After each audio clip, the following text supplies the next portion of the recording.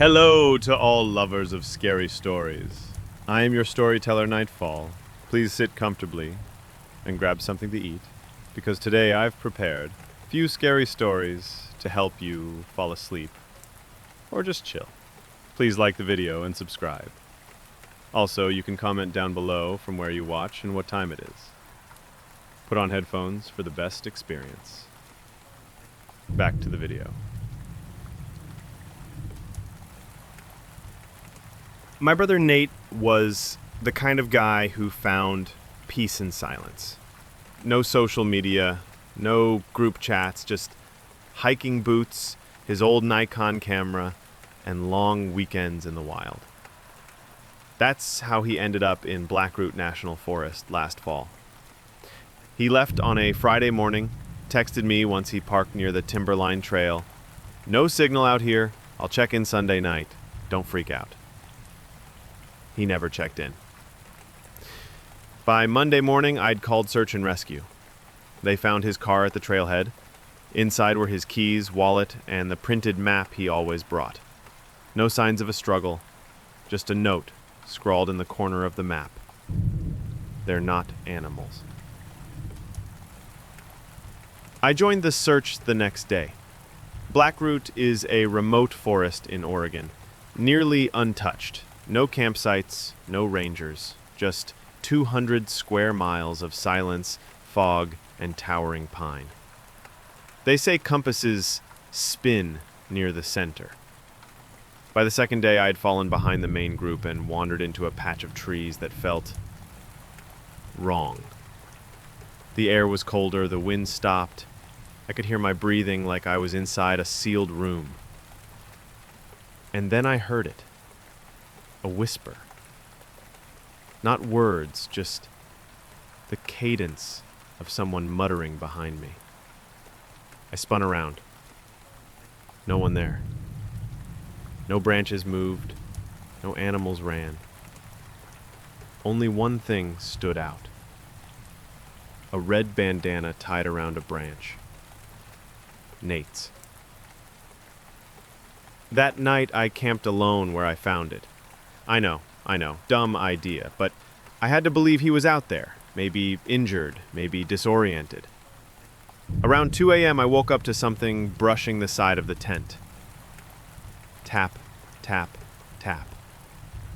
It was slow, intentional. I whispered, "Nate?"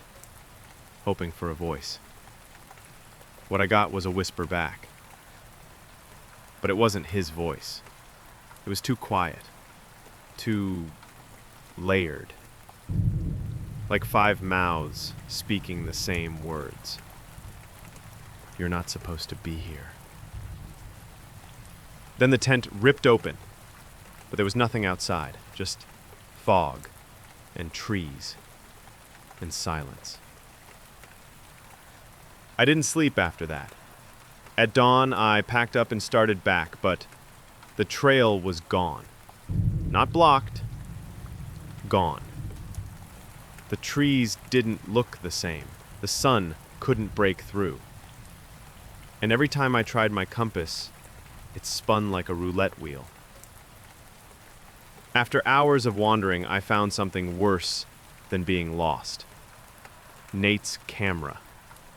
It was sitting upright in the middle of a mossy clearing, lens cracked but still intact. I powered it on. Only one picture saved.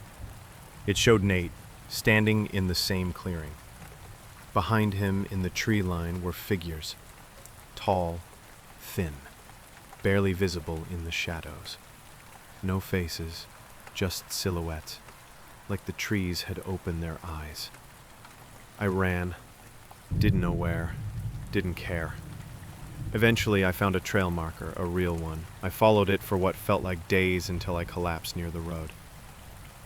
Search and rescue found me 3 hours later. They didn't find Nate. That was 6 months ago. I never told the rangers about the camera or the voice, but I kept both. Last week, I tried sleeping with the camera on the nightstand, just to see if I could bring myself to look at the photo again. At 3:12 a.m., the shutter clicked, by itself. I checked the screen. It was a photo of me asleep in bed. Behind me in the hallway. One of those things. Tall, thin, watching. I don't sleep anymore. And every once in a while, I hear the trees whispering, even though I'm not in the forest. Not anymore. But I don't think it matters. They followed me out. I inherited the house after my uncle died. It was one of those things no one wants, but no one says no to. A massive, creaking thing on a quiet patch of rural land. I was fresh out of a job and low on options, so I moved in. It smelled like dust and old books. The pipes moaned in the walls. Every hallway had a chill, and yet it was peaceful. Until the third night. That's when I heard the scratching. It came from beneath the floor. Faint, then louder. I tore up half the floorboards in the hall that night, trying to find the source. That's when I discovered it. A square outline in the wood, too clean to be natural. A sealed hatch. I spent the next day hammering through it. Beneath the boards was a trapdoor screwed shut and reinforced with metal bands. Someone had gone out of their way to keep it closed. The air got colder as I worked. When I finally cracked the hatch open, I found a stone staircase leading down into complete darkness. The smell was damp, like earth left to rot. I waited until morning, flashlight in hand, before I dared to descend. The basement was small, just 4 stone walls, a floor of packed dirt and nothing else, except for a single chair, broken and tipped over in the corner. That night, the scratching was louder, closer. I tried ignoring it, then came the knocking. 3 slow thuds on the hatch, then silence. The next night, it came again. Thud, thud, thud. Always 3 knocks, always after midnight. I asked the neighbors about my uncle. Most said he was a recluse. One old woman remembered screams once, years ago. She said he was hiding something down there. I nailed the hatch shut. I moved furniture on top, but the knocking never stopped. One night, I lost it. I grabbed the flashlight and opened the hatch, screaming into the dark, "What do you want?" I swear to you, I heard breathing. Something alive was down there. The knocking stopped after that. For days, nothing. Until I found the hatch open one morning. The floor was damp. Footprints, bare, human, led from the basement to my bedroom door. I don't live there anymore, but sometimes, in my apartment, I wake up to a knocking under my bed. 3 times, always 3. It started with a photo. I found it in the attic, buried behind boxes. An old family portrait, black and white, early 1900s. My great-grandparents stood tall in front of the farmhouse. The kids, 7 of them, posed stiffly. But behind them all, barely visible, stood a woman in black. I asked Grandma who she was. She squinted, then shook her head. "No idea," she said. "Must have been someone who wandered into the shot." That didn't sit right with me. She didn't look like someone who wandered into anything. Her eyes stared directly into the camera. Everyone else looked stiff or distracted, but she looked alive. I hung the photo on my bedroom wall. Something about it fascinated me. That night, I dreamt of her. She was standing at the end of my bed, watching, breathing slowly.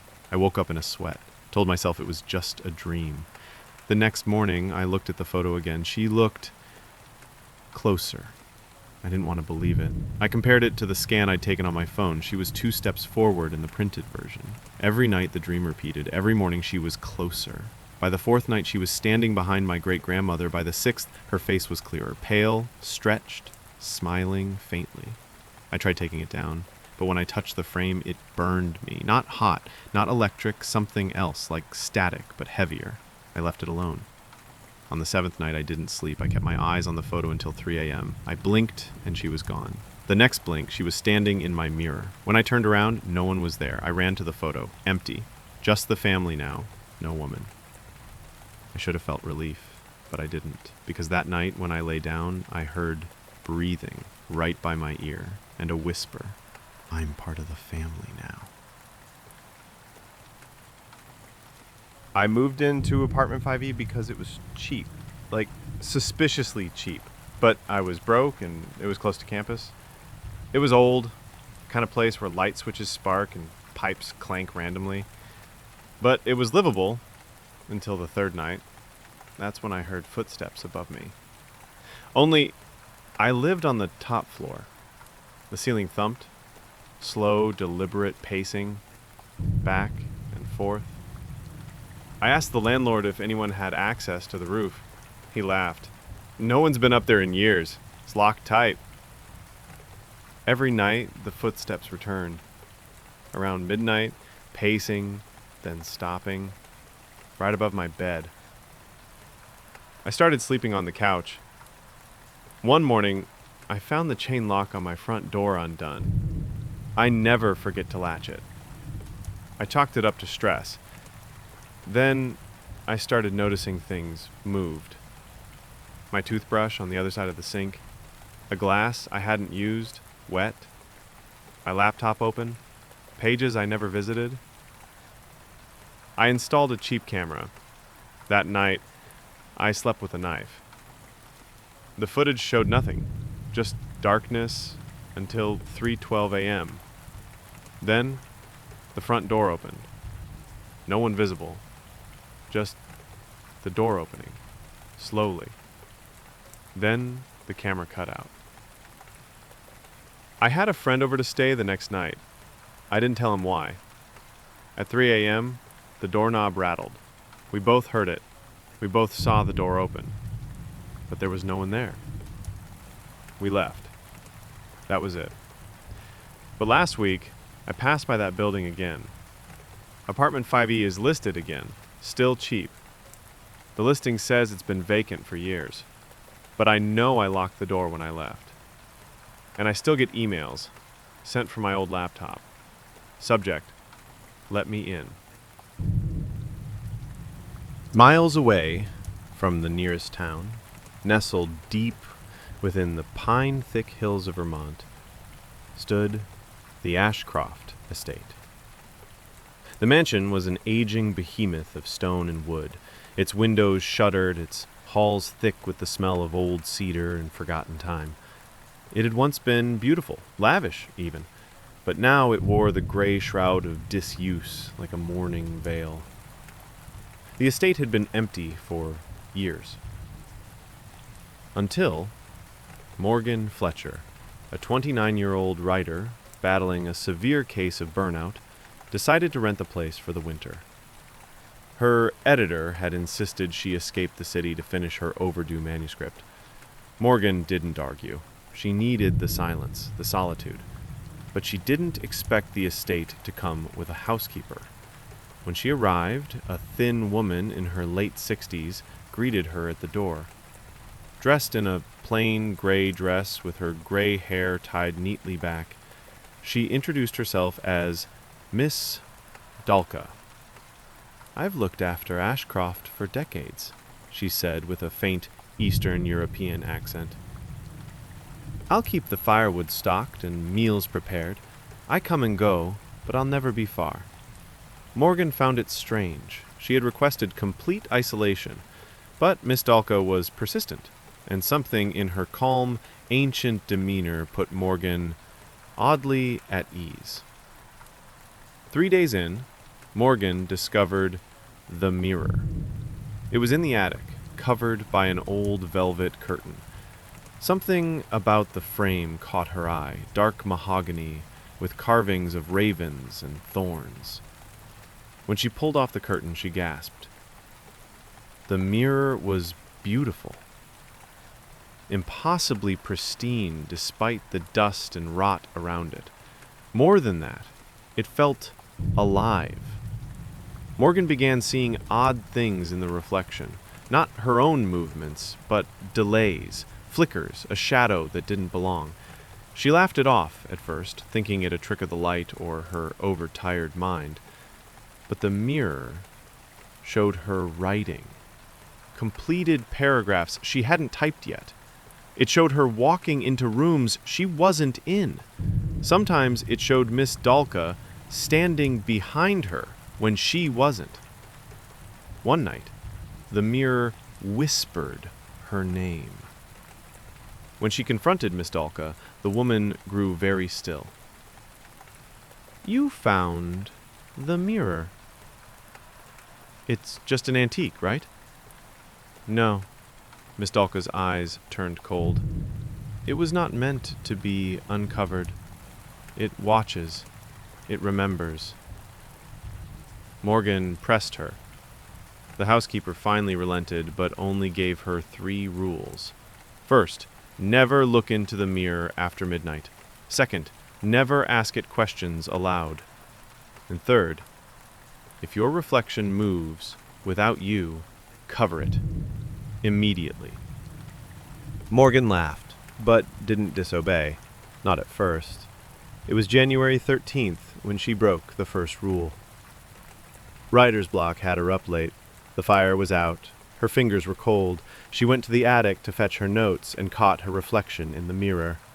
It was 12:07 a.m. She saw herself, but not quite. Her reflection was smiling.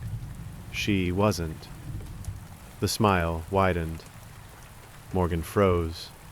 She slowly lifted her hand. So did the reflection. But slower.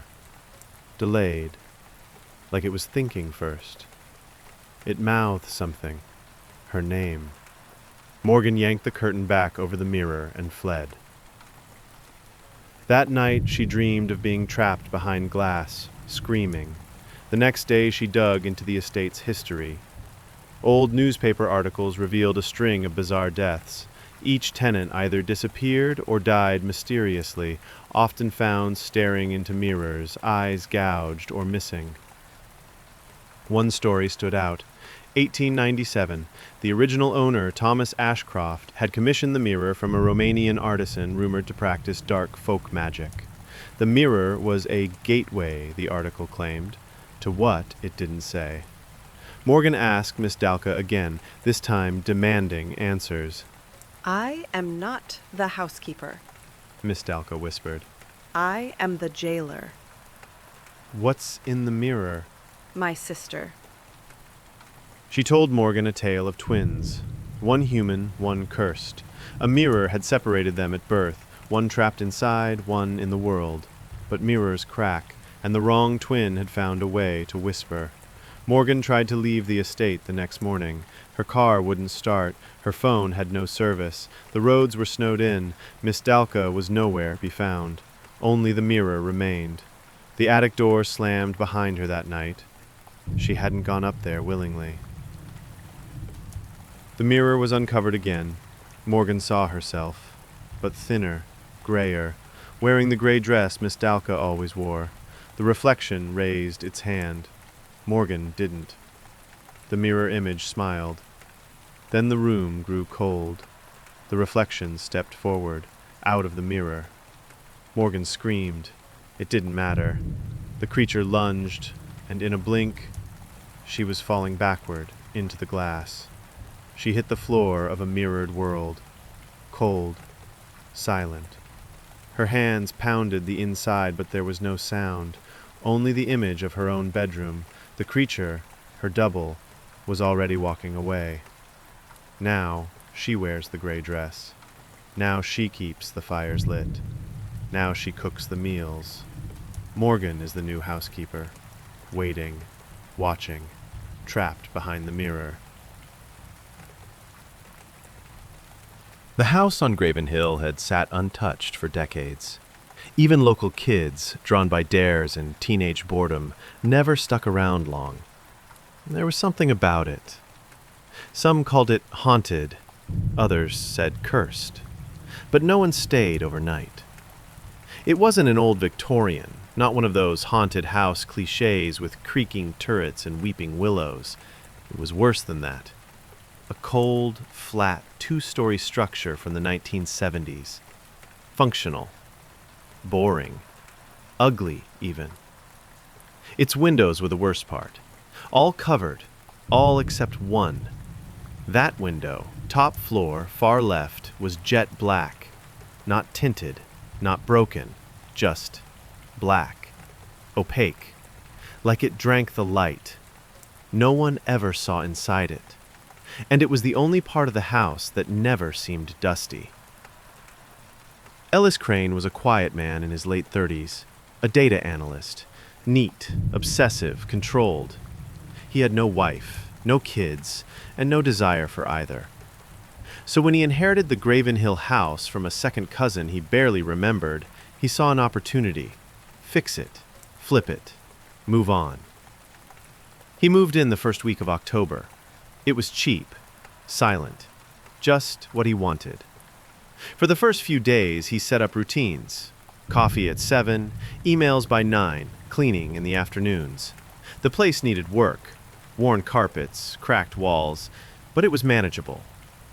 Except for the black window. He didn't like it. When he tried to open it, the latch wouldn't budge. When he knocked, it made no sound, no echo. He held a flashlight to it from inside. Nothing. Just a matte void, like staring into an abyss. He called a contractor. The man took one look at the window and said, "That's not glass. At least, not any glass I've seen." Ellis laughed, nervously. The man didn't. "I wouldn't live here," he muttered before leaving. "There's something off, about the air." On the 6th night, Ellis heard footsteps upstairs. He froze. He was alone. The house had no tenants, no neighbors nearby. Creak, creak, creak. He climbed the stairs, flashlight in hand. The sound came from behind the black window, from the room it belonged to. But that door, he had locked it, hadn't he? He opened it slowly. It was empty, just boxes, dust.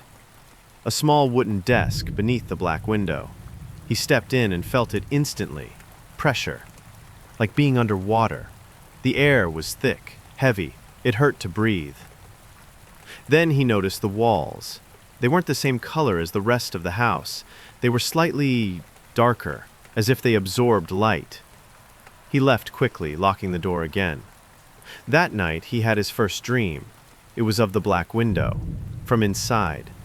Something stood behind it, watching. Ellis stopped cleaning.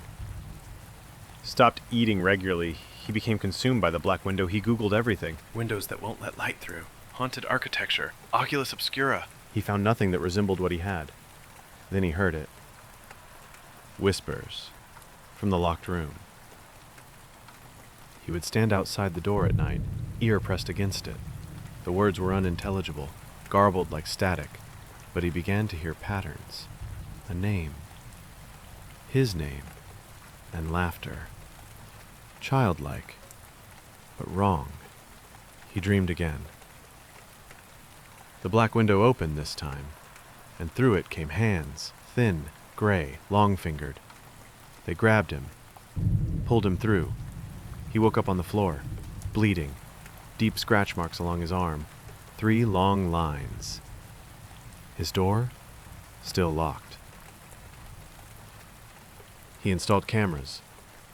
The next morning, the footage showed static between 2 and 3:06 a.m. Nothing more. But in the last frame, just before it went black, there was a figure standing behind him in the hallway. Face blurred, unmoving. The timestamp? 2:59 a.m. Ellis stopped sleeping. He tried to leave the house, but his car wouldn't start. When he called a cab, no one showed. He even tried walking, but the road seemed longer, as if the hill stretched. Every attempt to escape ended back in his living room. Same couch, same black window above him. On the 10th night, the whispers stopped. He opened the room again. This time the window was cracked. A hairline fracture down the middle like a spider web. He touched it. It was warm. Then he heard something behind him. He turned, slowly, and saw his own face staring back. But it was wrong. Paler, smiling. "I'm almost ready," the thing said. "You've done well, Ellis." The door slammed shut. When he opened it again, the room was empty, but the desk had a new object. A key. To what, he didn't know. Yet. Ellis took the key and waited. That night the window opened.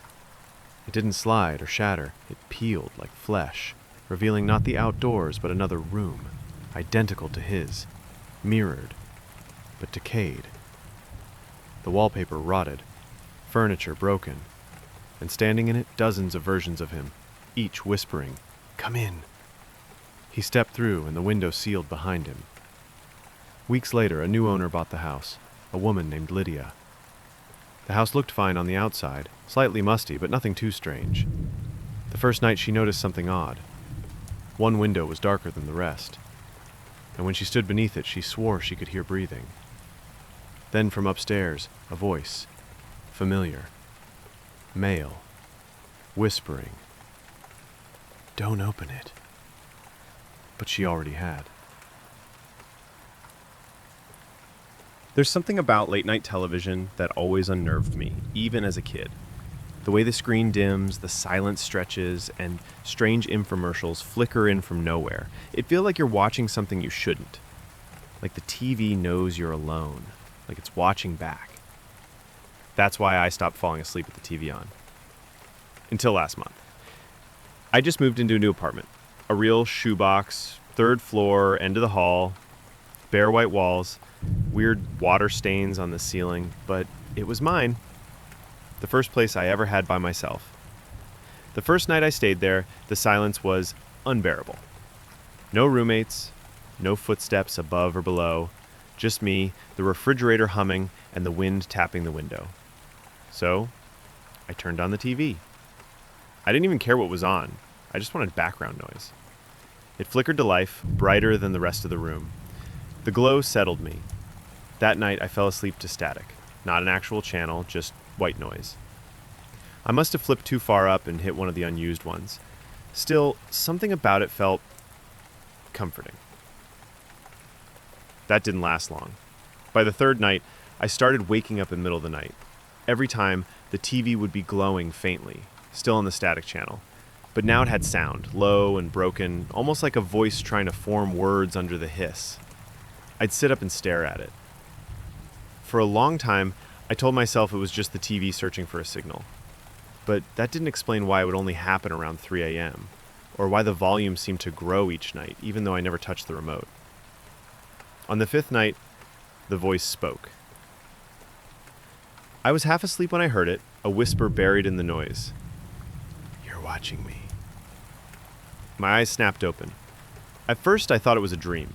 I blinked hard, rubbed my eyes. The static crackled on screen, same as ever, but I could feel something change, like the air itself had gone heavy, dense, like I was being stared at. Then the voice came again, louder this time. "I see you." I launched out of bed and yanked the TV cord from the wall. The screen died instantly, but I didn't sleep the rest of the night. The next day, I bought a new TV. Different brand, different remote, set it up fresh. That night, I made sure I turned it off before bed and even unplugged it, twice.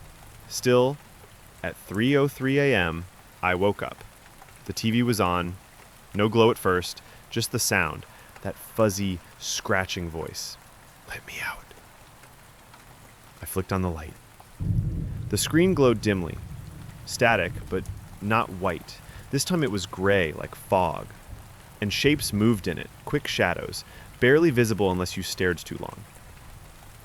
I left, right then. Didn't even put on shoes. I stayed with a friend for a few nights. Alex again? My one friend who didn't ask questions when I showed up looking like I hadn't slept in days. "I know how this sounds," I told him. "You're stressed, maybe grieving," he said. "I'm not grieving anything." But I was lying. There's something I hadn't told anyone, not even him. Last year, my younger brother Mason went missing.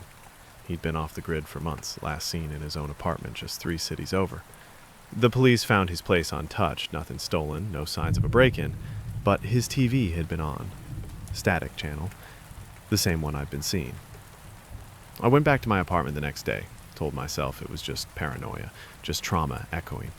I brought Alex with me for backup. The TV was unplugged. "See?" he said. "Nothing to worry about." We sat for a while. The place felt normal again. But then I saw something on the screen. Even though it was off, the faintest handprint was visible in the glass, like someone touched it from the inside. Alex didn't see it. He thought I needed rest. He left. That night I didn't sleep.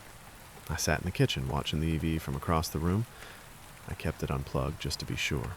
No remote, no signal, just dead glass. At 3 a.m., it turned on. I swear to you, I watched it happen.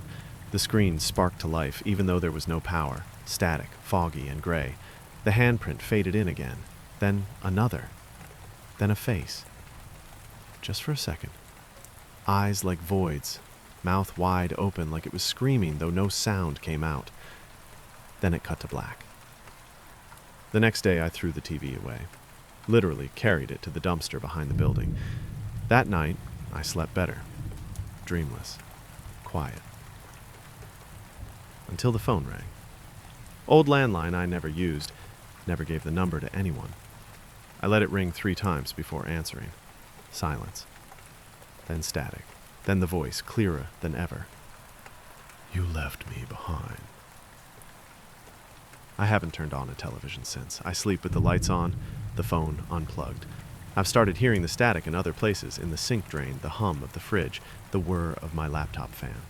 Like it's following me, or like it was never in the TV at all. Just now, as I write this, my laptop screen flickered. For a split second, it showed a gray face, twisted and grainy, like it had been recorded on an old VHS. I'm starting to think it was Mason, or what's left of him. And now whatever took him wants me too. You're watching me. I live alone. That fact is important. I moved into this apartment 6 months ago. It's nothing fancy. 3rd floor, end of the hall, creaky floors and yellowed walls. But it's quiet. Or at least it was. The first time I heard it, I was lying in bed around 2:30 a.m. The building was dead silent. Then came 3 slow knocks from the other side of my front door. Not pounding, just deliberate. Knock. Knock. Knock. I froze. I live alone. I wasn't expecting anyone. No footsteps in the hallway before or after. No shadow under the door. I waited, heart racing, and after 10 minutes of silence, I chalked it up to a dream or old pipes. The next night, same time, same sound. 3 knocks. I didn't move. I started locking both deadbolts after that. Didn't stop the knocking. Every night, exactly 2:33 a.m. Knock. Knock. Knock. I looked through the peephole once. Nothing. Tried opening the door right after hearing it. Nothing. Then I did something I now regret. I started speaking back. Who's there? I whispered one night, leaning against the door, palms flat on the cool wood. Silence until a voice, soft and raspy, barely audible. Let me in. I backed away. Didn't sleep. The next night, I stayed up with my phone camera recording the hallway through the peephole. Nothing showed up, not on the recording, but I heard it again. Let me in. I told a coworker. He joked it was just a weird neighbor messing with me. So I decided to test it. At 2:30 a.m. the next night, I sat in a chair facing the door, holding a flashlight and a baseball bat. Right on schedule. Knock. Knock. Knock. I held my breath. The door handle moved. Not a twist, a slow, deliberate rattle, as if someone was trying it carefully. Then a whisper, louder this time. You already did. I jumped up and opened the door with the bat raised. Nothing. The hallway was empty. Except there were footprints, wet ones, leading up to my door. Bare feet, no shoes, but the hall was bone dry, no rain outside. I followed them for a few feet. They just stopped, vanished.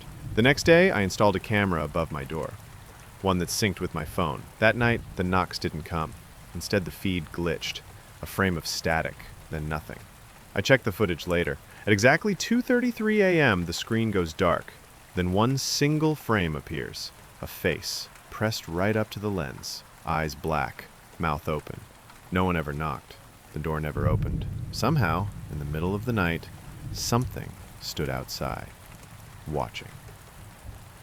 The final night I stayed there, the knocks changed. They came from inside the apartment, from a closet. I'd locked it. I always lock it, but the door was open an inch. And from the darkness inside came 3 gentle, knocks. From my side of the door. Knock. Knock. Knock. I didn't ask who it was. I ran. Never went back. The landlord called weeks later, said I left my lights on, said the neighbors reported knocking. Always at 2:33 a.m. I live across town now. Different place, different locks. Last night, I woke up suddenly. 3 knocks. Not from the front door. From the closet. And this time, it was already open.